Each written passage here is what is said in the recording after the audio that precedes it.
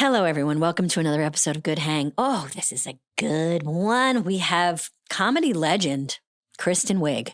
You may know Kristen from SNL, from Bridesmaids, from Barb and Star, from Palm Royale.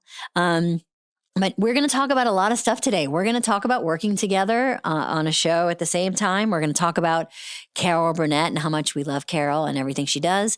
We're going to talk about the Real Housewives of Salt Lake City and why I should start watching it immediately.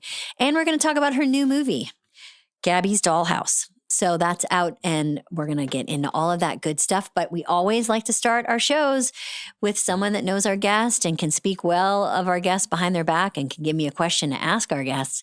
And we have another celeb. Another comedy great.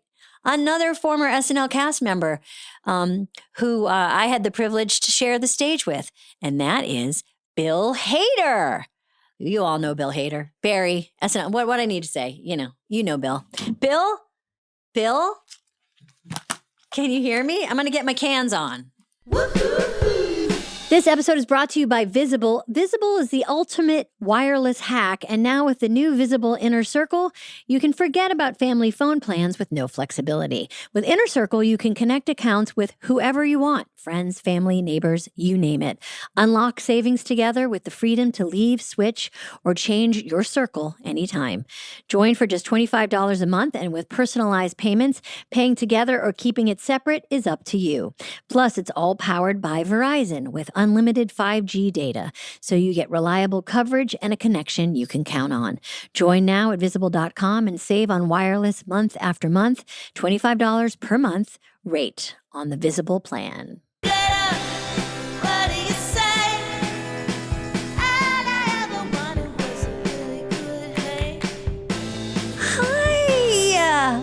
How's it going? It's going good.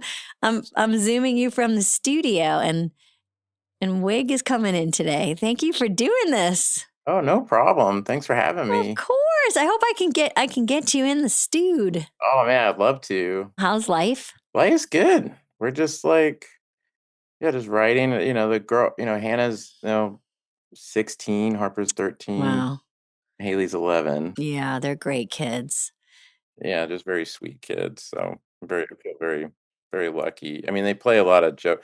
My 13-year-old yesterday scared the shit out of me. She sent me I was in bed reading, and she sent me a text, and I looked at it, and it was a picture from underneath my bed.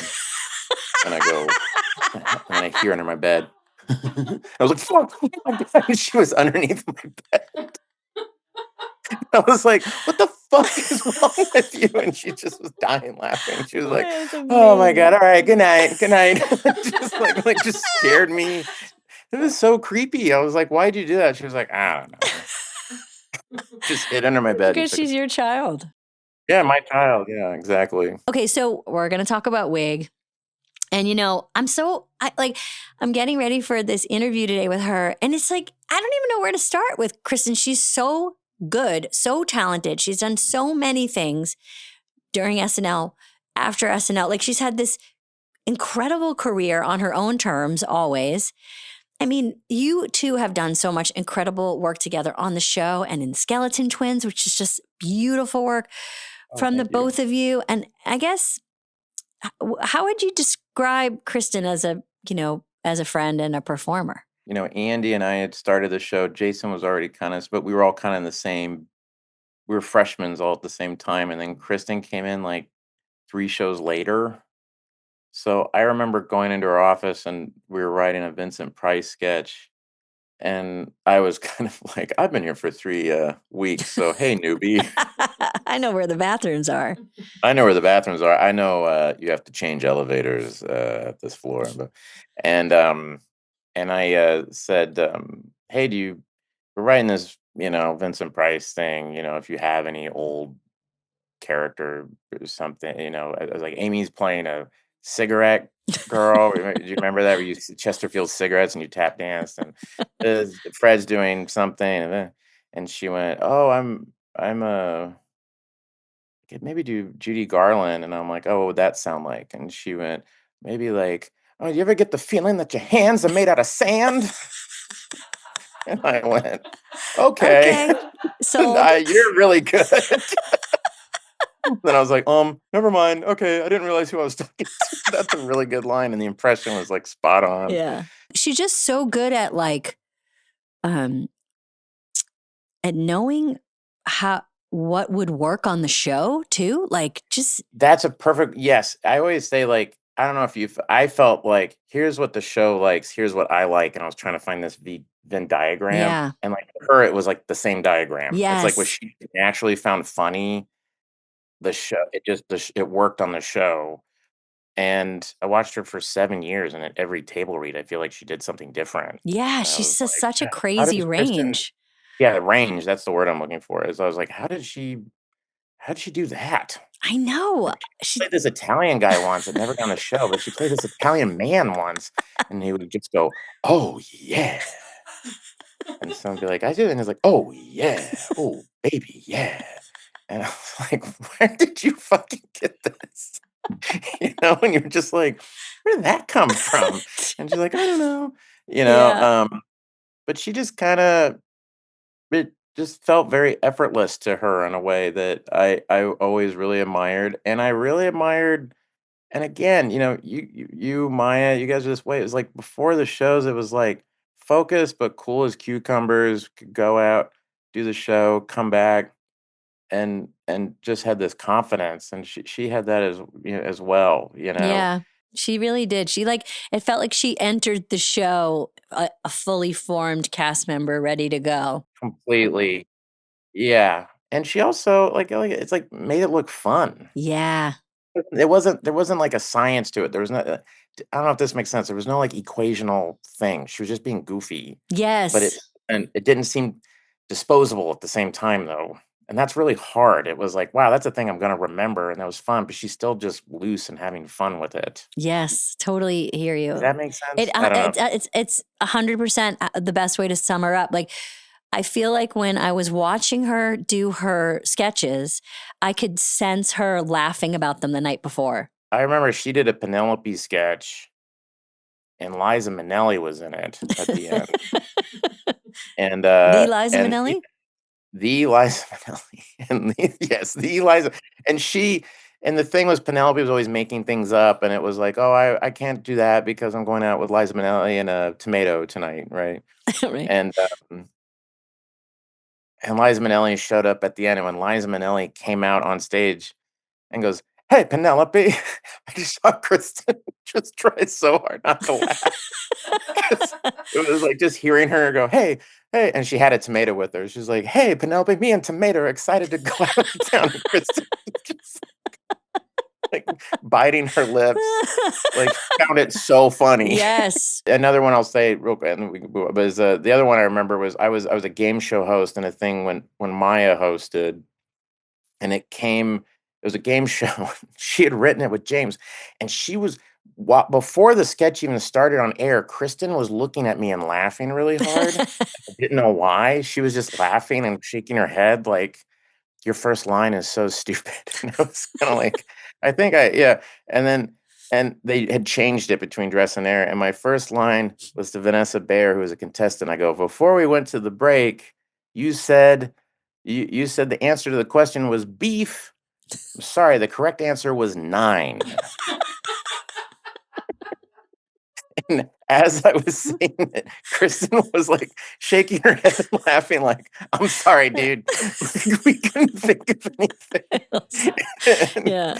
like, that's what I think of her as just, like, she's just having fun, you know? Yes, yes, so well said. So well said.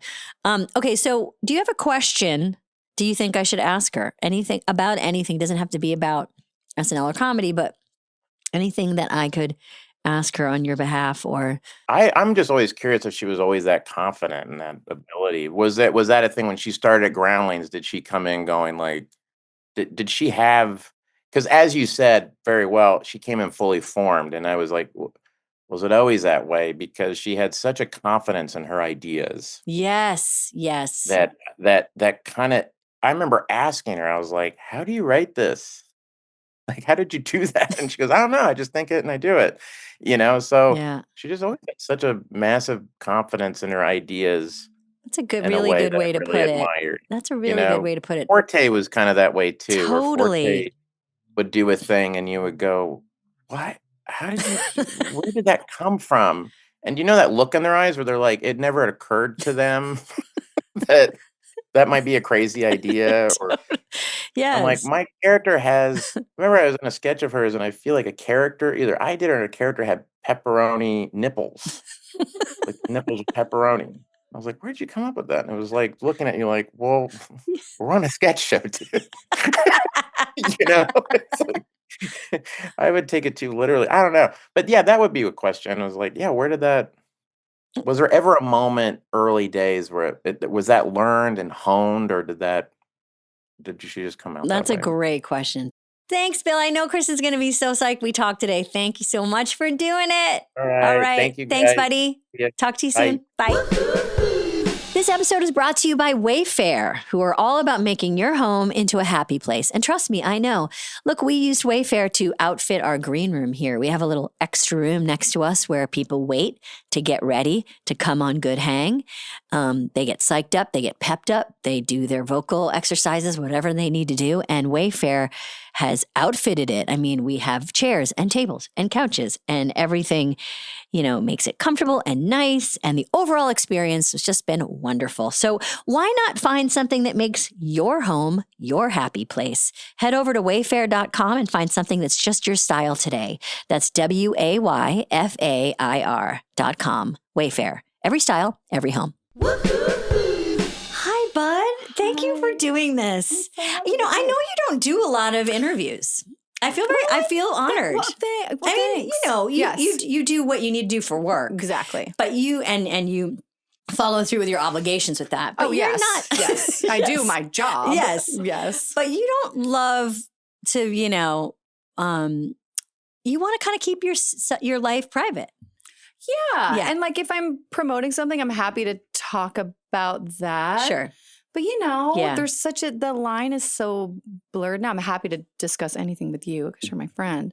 But I know it's when it's someone that you don't know and they're asking you certain personal things, you're a little bit like, I don't know. I know. And also I learned something from you many years ago that I think about all the time, which is also, what I love about how you interact with your work is like you put it out there, but you don't necessarily, you kind of just like put it out there and it's out and then there. I run away. And then you run away. Was it okay? Did I hate it? And then you get under the blankets. What it is. But I don't want to know. I know. And it's it's very healthy. Because it doesn't matter. I know. It doesn't. And actually, I remember Sandberg telling me a long time ago, like during SNL, you can read 1 million reviews and you can quote the bad ones like word for word. Like I can remember things people said about me. Oh yeah. So I'm having this movie come out, this kids movie, and I texted my publicist and I was like, don't send me anything. Yeah. Like don't send me I anything. will probably call her at some point and say, did they hate it? Right. Do they like it? But I don't want to be sent because it just gets in your brain and it's not what your experience is. And I don't know. I'm sensitive too. That's part of it. Same. And you said something to me that I think about all the time, which is I had like an evening where I wore an outfit, felt good in it, had a good time, and then went home and saw the picture of it and just was like, like just felt really sad. And you were like, oh, I don't do that. I don't look at pictures after an event or something. Like I trust that I just kind of like remember the feeling of it. And I'm working with great people. And when I head out the door, I feel good. And I like leave it at that. And I think about it all the time because bigger than like how we look. It's just like the idea of like the world weighing in on your mental, on your own and mental believe health. me, I got there because I would go and look, and then I would just feel horrible. I'm like, but wait, why do I feel bad? I know. I thought I liked it, and then in my mind, I'm like, well, now did I? I know. So I think about you all the time when nice. I try not to look at pictures of myself. But It's we rough. are going to change our faces into cats for this. Great.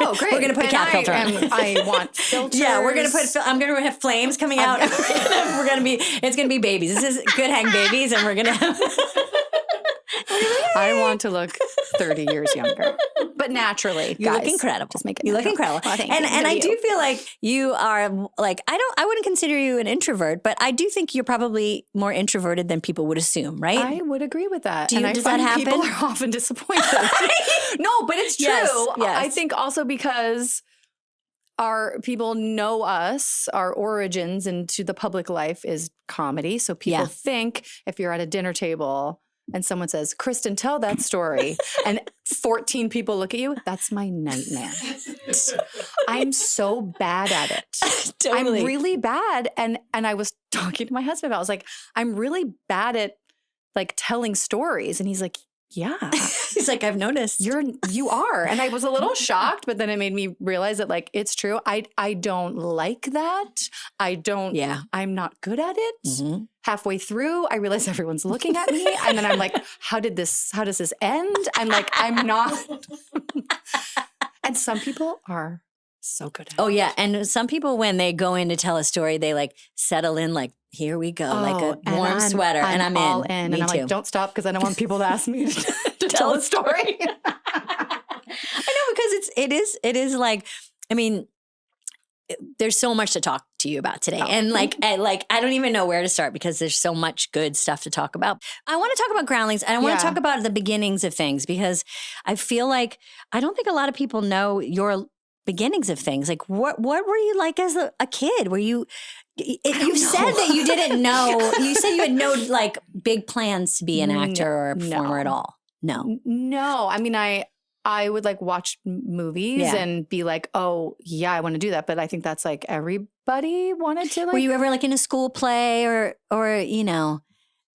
No. I mean, an attention seeker in any way back then? I think maybe a little bit just from like my parents getting divorced and being like, I'm going to cause trouble. Oh, you became a little bit of a troublemaker. Yes, I did. Exciting. I did. And I don't know if that turned into like. But you caused a little problem. I did. And I'm not bragging about it. I feel terrible, especially now that I'm a parent. Well, but what kind of, can you share any of it? I mean, I got detention a lot. I was suspended a handful of times. Exciting. I've had police come to my house for like a prank phone calling stuff. Okay. But still, they came. Yeah. And that was scary.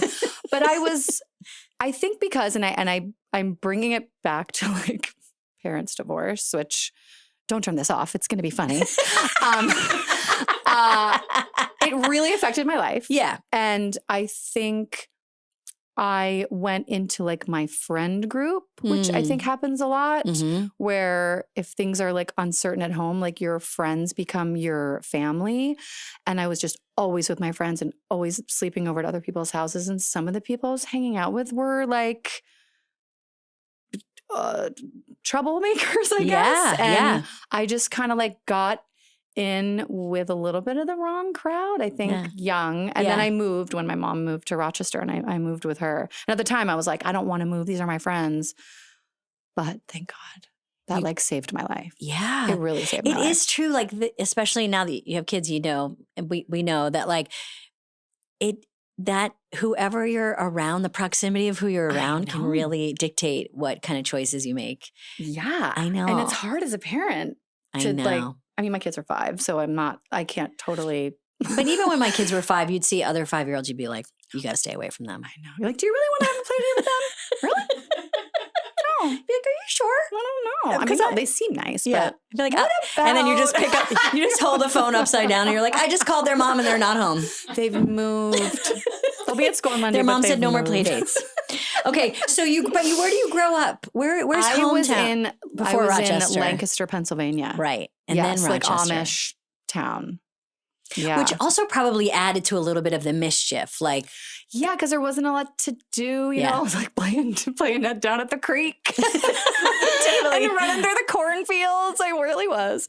But yeah, I don't know. I don't know if it's the place or just who I was hanging out with. I don't know. Yeah. And then is it really true that a psychic told you that you would be an actress? Okay. Let me just clarify this story. Okay. Is that a fake story? Because fake news. It's not totally fake.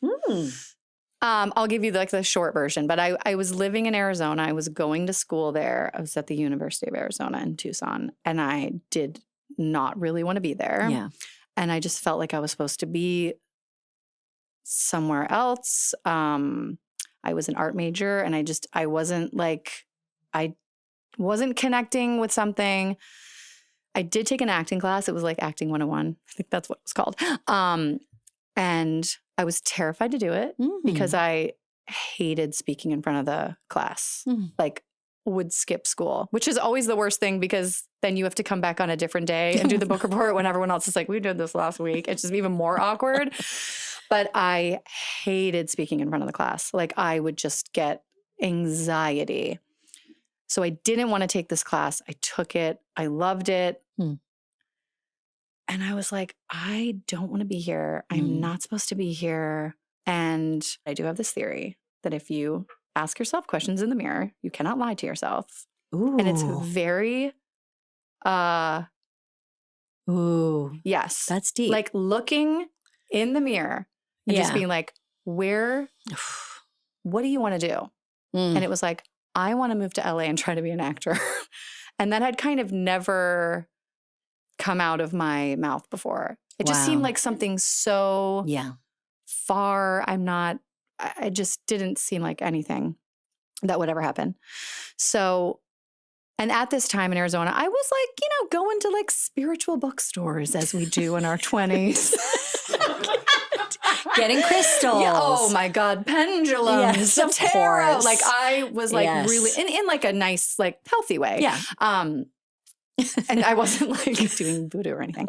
And I went into this bookstore and there was a sign that was like, I swear it said like Psychic Mike. It was like $1 a minute. And I was like, I'm going to go see that guy.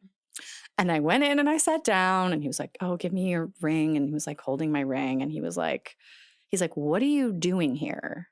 He's like, why are you here? He's like, you should have been in LA like a year ago. No way. Just out of the Swear blue? on my life.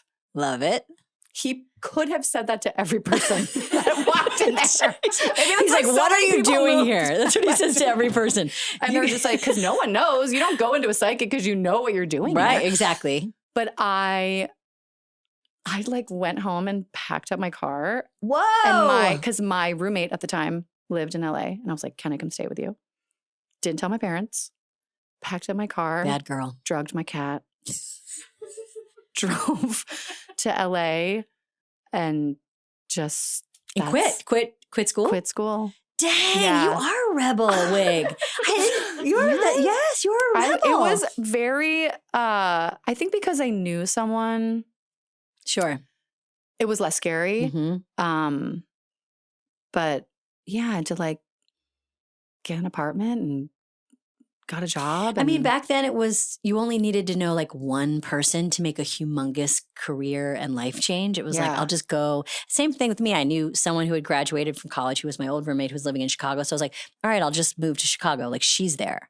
Like that's all you needed was one person.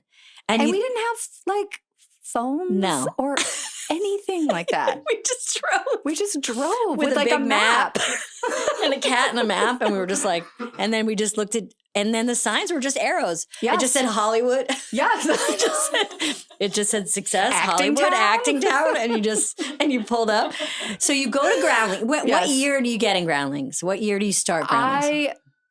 I waited a couple years because once I got to LA, I was like, I've never acted before.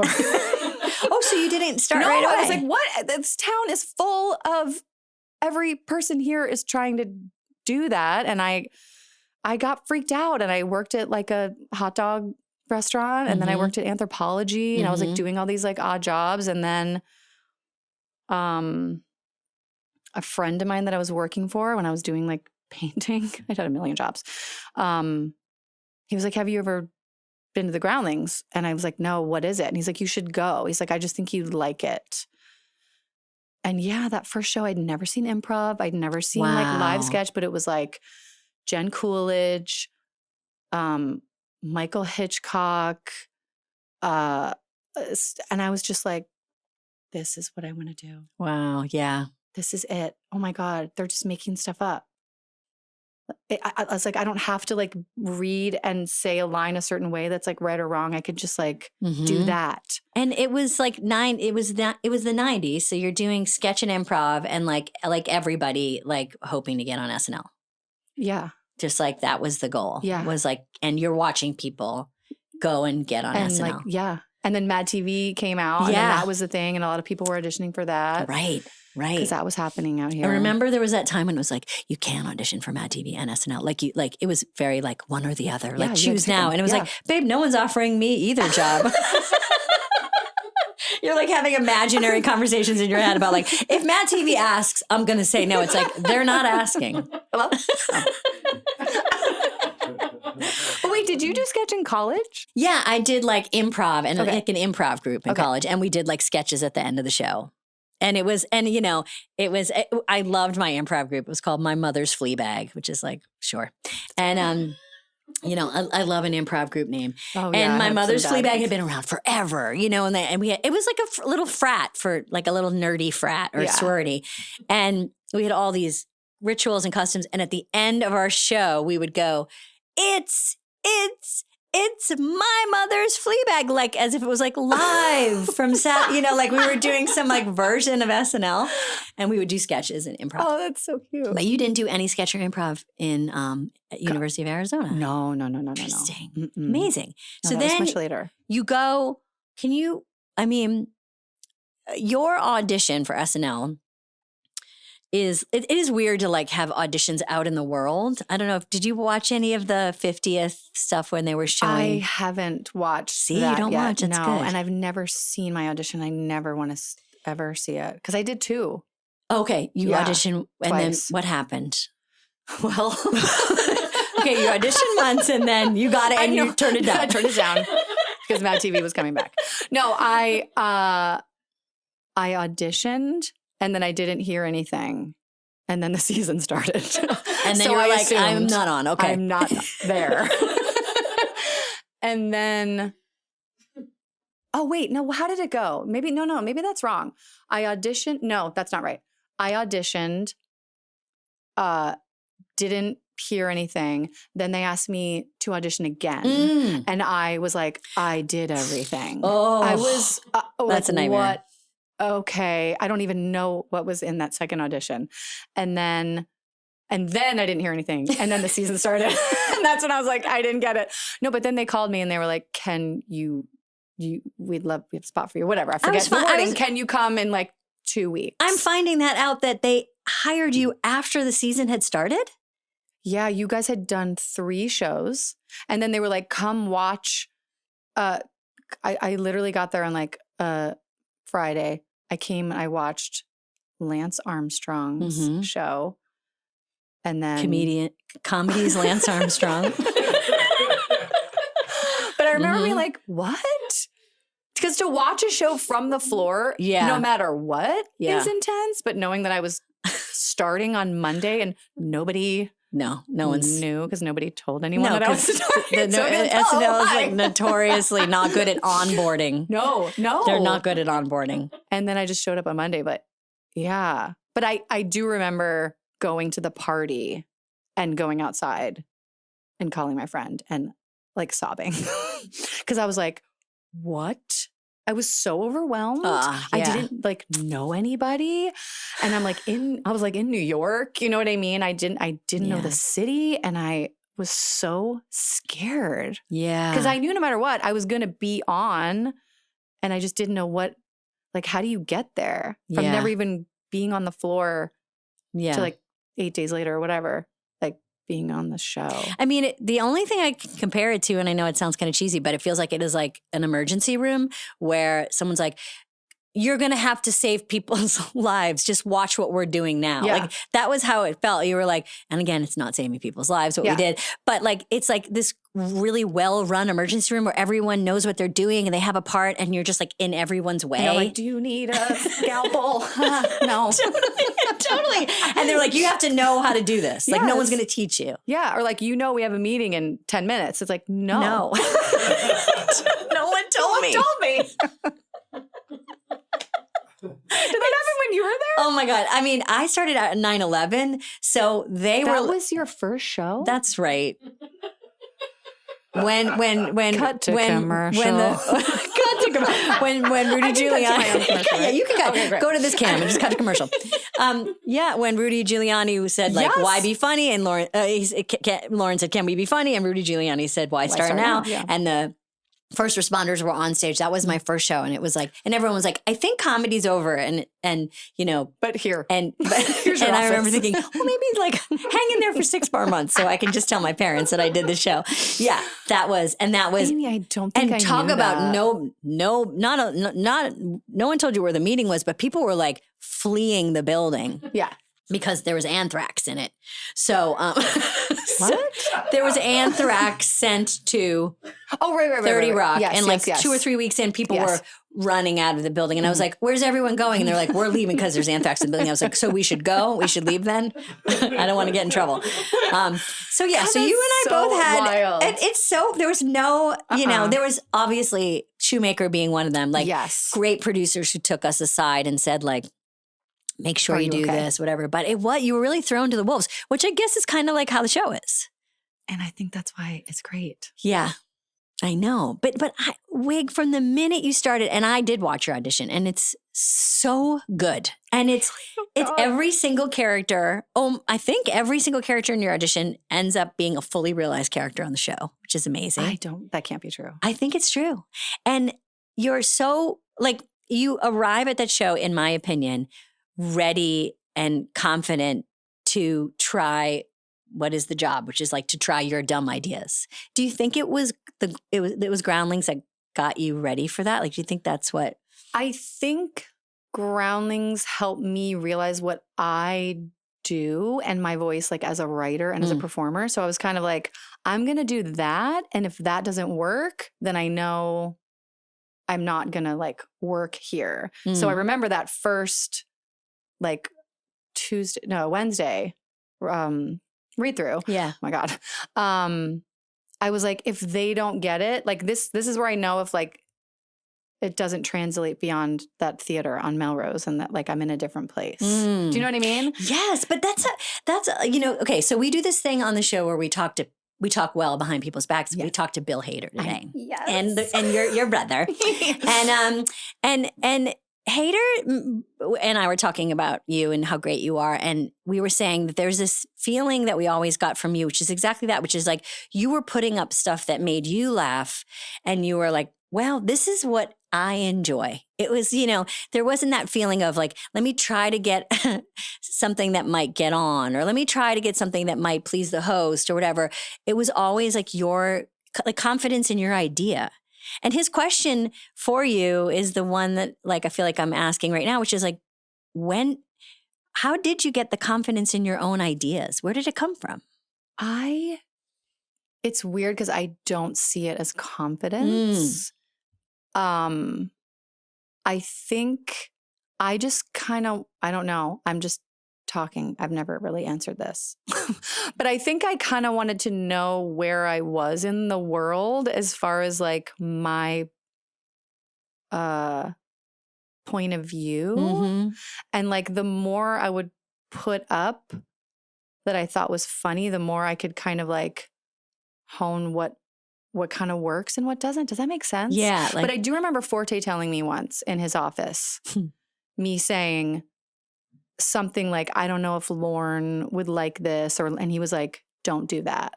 He's like, never write for if you think someone else is going to think this is funny. He's like, write if like you think it's funny. And I always carried that with me.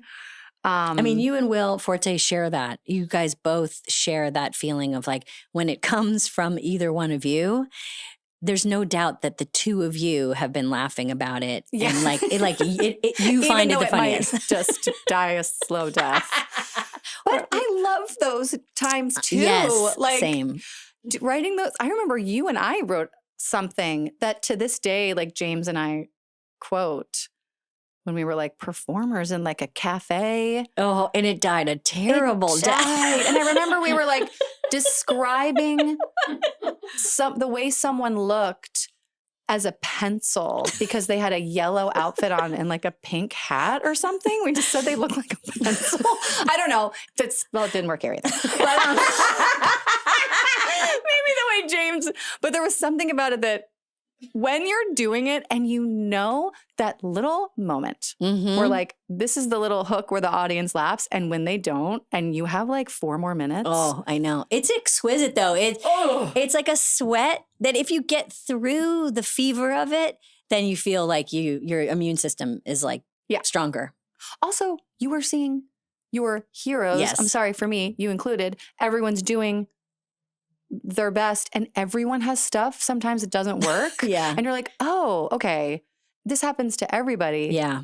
But the cool thing about it is when you show up and there's like 50 sketches to read, people think that they're going to work and you just never know.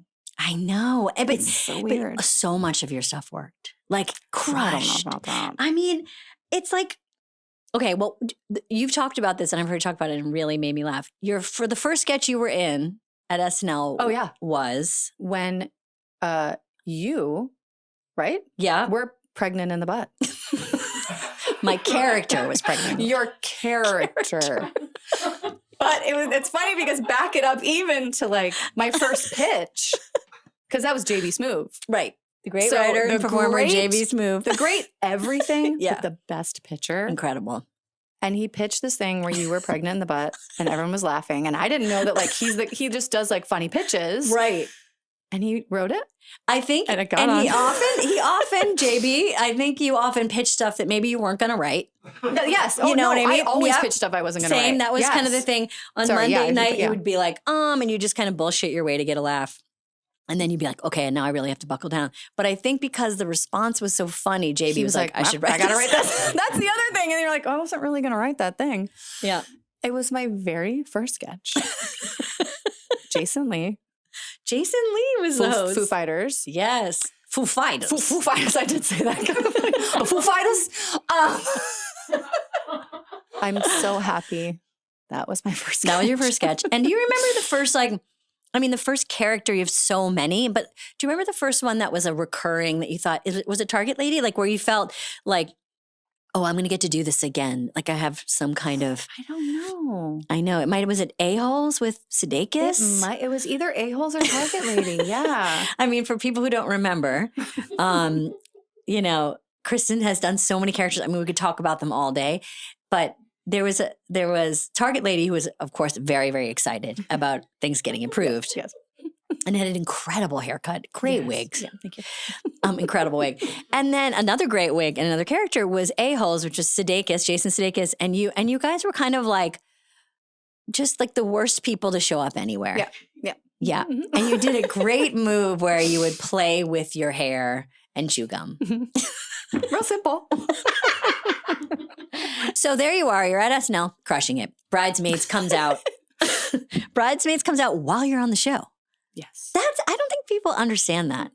I mean, I don't think I did either. The timeline of that, you were still on the show when the gigantic, incredible explosion that is Bridesmaids happens, and you're still, and a lot of people have to kind of launch and then figure out their way after they leave the show. You're kind of having this moment while you're still having a full-time job on the show. What was that like? Was it hard to balance, like going back and forth or shooting or press or any of that stuff? Or do you remember it being kind of smooth?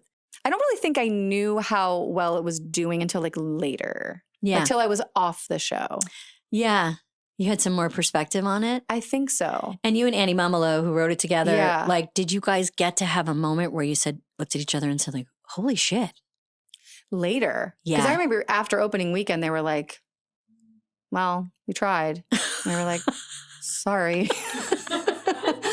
Really? Why? Because, opening weekend was always the thing. Sure, and it was a comedy and it didn't make a certain thing. And we were like, oh, well, okay. We just thought like, that was it. Wow. And then I think just more and more people kept seeing it. And then it was a kind of grower. happened later. Yeah, it was a grower. Wow. That's so cool. I mean, it's still, we're talking about stuff from 20 years ago, but it still remains a lot of people's favorite comedy. And it's still a spec for what it looks like to have like a bunch of women in a film together, writing their own material, like what a hard, well done, mostly female like it's still such a superior piece of work. Thanks, Wiig? Thank you, Amy. Welcome. No question. Got to commercial. Got to commercial.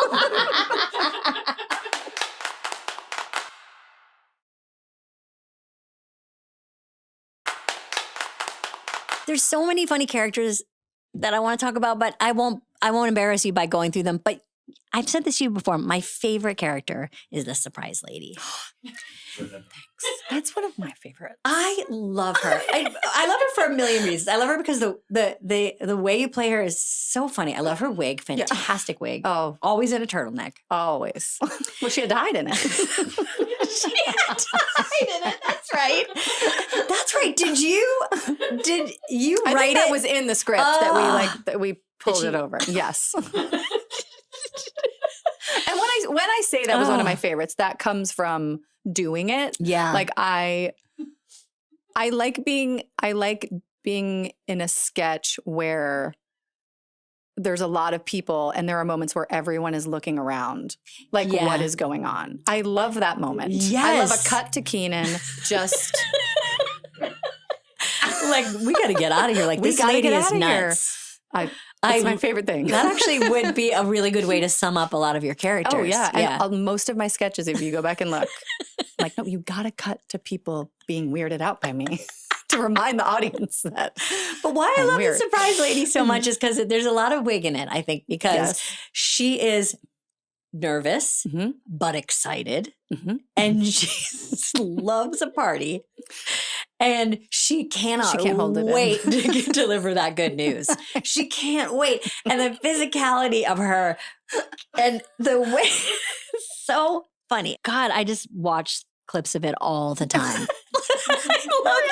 Oh yes. I love it so much. It's so funny and stupid. Yep. Funny and stupid. Yes. Which is the best. Which we know is the highest praise in comedy. Agree. Like the more people go, oh, that's so dumb. That's so dumb. And you're like, yay, I did it. Okay. Speaking of like hilarious, funny, and physical, can you just talk for a minute about what it's like to work with Carol Burnett on your season is coming out. Season 2 is coming out in November. Okay. November 12th. Yes. Palm Royale. So many things I could say about Carol. When I met her, I just fully cried. And I was not expecting it. And that is never, except for when my kids were born and I saw them and I cried. I can't remember a time when I didn't think I was going to cry. And then it just like burst out of my eyes. I wasn't expecting it. I watched her as a kid. She's, as you know, she's just the greatest person. She was very important to us. Yes, so important to us. And the fact that she just did it as a woman during that time. And so many people said no. It makes perfect sense that you guys are working together because you definitely have, you have that thing that she has, which is you're able to enter a scene and just dominate in that way, in a hilarious, joyful, and confident way, but you also like tiny, small, and grounded things too. I think you have a lot of other interests too. Yes, like I actually think you like. Yeah. For people who don't know, you're an artist. You love to, and you're a musician. What's your relationship to music and singing and making music? Well, music is definitely the thing that I need to create anything else. Like if I'm going to draw, I have to have music on. Or if I'm writing something, it's always to like music that I'm picturing will be in this part of the thing. I think it like opens up that part of my brain that allows me to go in and be like, what do you really think? Because if I just sit there, I think like, oh, what will they think? Does that make sense? Yeah, for sure. And then, I've always sang. Like I sang in like, the choir when I was a kid. Have you ever thought about wanting to sing? Yes. Sing. Yeah. Like, you do sing, but like. But I would love to do like a album, not like a. I know, do a record. Do a record. I would love to do that. You should. You should. But I don't even know how to like get started. You just Can you weigh in on the comments on this, guys? How does Kristen get started? How do you get into the music business? It also feels like you could dip your toe into some version of it where it didn't have to feel so like. Yeah, like a thing. Yeah, like you could join someone's band. Yes. Whose band should you join? Again, weigh in if you've got Metallica? a band. Just take them in a new direction. just quieter. Just a little bit quieter. Just calling them up and be like, guys, I know you have your thing. And your thing works great. You've been doing it a long time. And we think, what if you just... And your fans would love to sit down. And I've got the music for it. Your fans would love to put their arms down. Do you still go to rock shows anymore? Because when we were young and out and about, we did it up. We did it up. That's why those, honestly, the best years of my life. Like being in New York and being young and we did it up. And now I do not do it. No. Don't do it. The thought of going to a concert. The thought of getting ready to go out at 11 o'clock, which is what I used to do. Oh my God, never. Can you imagine? I go out to dinner with my friends at 6 o'clock. Okay, let's talk about sleep. 6 p.m. Because I want to be home. I love to eat dinner at 6 p.m. Me too. What's your ideal bedtime? Well, you mean sleep or get in the bed? Great question. Because those are different from hours. I would say, what is your ideal time to be in bed? When do you try to get in bed? 8:30, 9 o'clock. Love it. Asleep by 10, 10:30. Yeah. Because I do like waking up early. Yes. When everyone else is asleep so I can have my little quiet time. Yeah, because you have little ones and you have to kind of get ready for that because morning is intense. Morning's tough. Yeah. Now that I have teenagers, it's really funny. Now, like, they're my asleep. mornings are, I have 5 hours before people wake up. I'm like, it's 10:30. Yes. You have to get up. Yeah. But don't they say it's like a brain thing? Like yeah, you're supposed to let them sleep. And a teenager wrote that. I was like, Mom, here, I heard it was a brain thing. I read this article. I'm supposed to sleep. The scientist said. Okay, we're going to get to Gabby's Dollhouse, which just came out. Okay. So cute. Is it fun to play a villain? You've played it? Yes. I know. That character looks so funny and fun. Well, my kids love Gabby's Dollhouse. Okay. And so I knew that this was going to go a long way for me at home. Yeah. And then the script happened to be really cute, and Ryan Craigo, the director's dream. Awesome. Yeah, and it was just really fun. And we had the premiere on Saturday, and I got like a little emotional watching it because it's so positive. It is so, it's got such a great message. And you know, when you're in a theater just with other people having the same experience and like you're just completely blocked out from what's going on in the world, there was just something so like, oh, this is going to go out in the world, and it's like really nice. Yeah. I feel you, man. It's like the world is rough right now, and it's like anything that's like some kind of like funny or peaceful, or I guess just like anything that just can like take you away. I can't do anything dark right now. I can't do it. No, I can't. Everything is already so dark. I mean, that's why I ask my guests this, and I'll ask you this: is like, what's making you laugh? Like, I'm asking people all the time, like, what do you watch on? We gotta fly. All right. We gotta fly. That's all right. Let's get it. I was told there'd be no flies in here. I did a sweep before I got here. I have fake bread that has a quarter in it. Let's see if we can catch the fly. Why is there a quarter? I don't know. I think because you need to have something in there, right? Yeah, it's a you don't fake want to feel roll, bad for the roll. and then it's ceramic, and and then there's change in it. Do you have that thing sometimes where you feel bad for inanimate objects? Yes, so do I. Have you seen Julio Torres's stuff? He does a bunch of stuff with inanimate objects. He's a stand-up. He's hilarious. But I think that's like a thing. And it is a very where I look at things and I feel like, oh, he's lonely. Yes. Yeah, I do. That happens to me. Yeah. How does it manifest for you? How do you see it? I remember so specifically, I was in the bathroom, and you know how you have like, it's like a pill thing. And maybe it's like, I don't know if it was like allergy pills, and you pop them through and there's like 2, right? and I needed 2, but there was 1 left over. Mm-hmm. And so I grabbed that one and then 1 from the other one. And my dad was like, why didn't you just get 2 from this one? I was like, well, that one's been by itself for so long. And I feel like he thought that was cute, but I wonder if he was like, oh no. Yes. But I remember thinking, well, clearly I wouldn't just, these 2 have been together the whole time. This one's been by itself. Now I sound crazy. No, I completely but relate. I do, like when you're a kid, stuffed animals, like you have to like make sure that like they can breathe. Why are you laughing? Yes. Okay. And I often rotate because I think, well, you've had a good view for a while. And this one has been back. I feel bad when I'm like, oh, this one has been behind the other one or in a drawer. And I'm like, that one has been in the dark for too long. Yes. I totally do that. Okay. Me too. And same with just random objects. And I wonder if there is some kind of like, we're anthropomorphizing things. We're making them feel like they're human, but there must be some kind of connection to like or maybe we don't want to be left alone. Cut to commercial. Cut to commercial. Cut to a slow commercial. Is that lip gloss? Cut to a sad lip gloss commercial. Do you know how much money a makeup?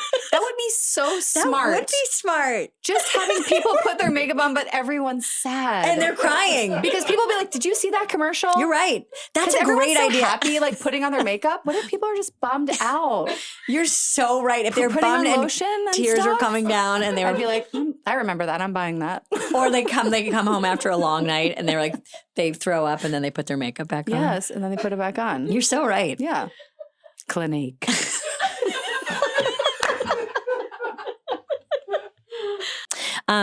So what are you listening to, watching? Do you watch comedy? And no. I know. It's hard, right? I can't do it. It's hard. I have a hard time watching. It's not hard, but as a kid, I think what made me fall in love with TV and film is that I would get completely lost in it. Now I'm like, oh, they shot this at night. Totally. Did they eat before? Like, is this the beginning of the night shoot? Yeah. Oh, you know what I mean? His hair is different. Oh, his hair is different. They shot this out of order. I notice that stuff and it drives me insane. Me too. And my kids sometimes, I'll be like, this isn't in Canada. They'll be like, Mom. I'm like, well, it's not Canada. I totally notice that too. The trees, and they're just like, Mom, stop. I totally do that too. Okay, so I do watch reality. Ooh, and what kind of reality? Not ashamed. You shouldn't be. Oh, I'm a Bravo gal for sure. Okay, who are you? All. Have you done Andy Cohen and talked about have you done that and talked about the Housewives? Who are your faves? Who do you love? So many. I mean, it depends. Like different cities have different. I'm about to. Salt Lake just started. A new season. Yes, a new season of Salt Lake, which is one of my favorite. Okay, cities. we're hearing. Do we have a lady? We got it back Jenna there. just said.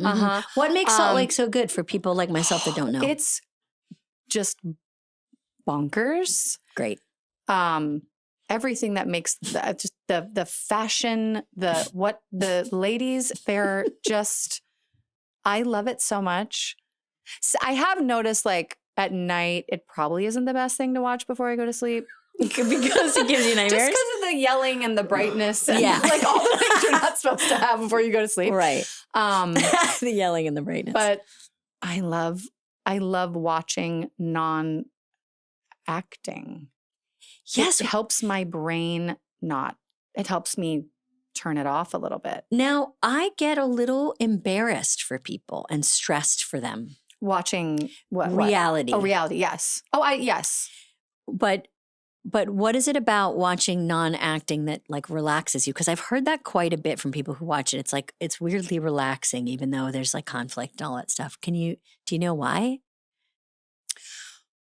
Well, I think with acting, you're watching someone who has looked at a scene, studied a scene, they're doing the scene, they've edited it, it's the best version. There's effort there. Yeah. There's so many people working on it. And then with reality, it's just like, this just happened. These 2 people were talking and this lady said that thing. And oh my God.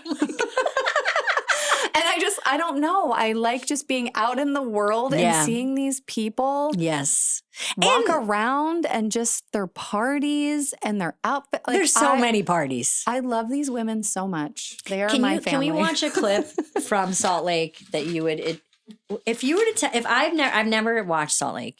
Oh my God. I know this is hard, but what would be one? I guess maybe Jenna's also weighing what about in. when the van, when Jen Shaw gets, I would say Jen Shaw Jen van? Shaw, yes, Sprinter van. Sprinter van. You can't just write Sprinter van because you will get every franchise. They're always in a Sprinter van going somewhere. I genuinely don't know what I'm going to see here. Okay, should I give you some context? Please. So Jen Shaw is currently, right? Or did she get out and incarcerated? She's incarcerated. Okay. She's incarcerated. Okay. With Elizabeth Holmes. They're in the same. And they're buddies. One can hope. One can hope. They were going on a trip and the FBI.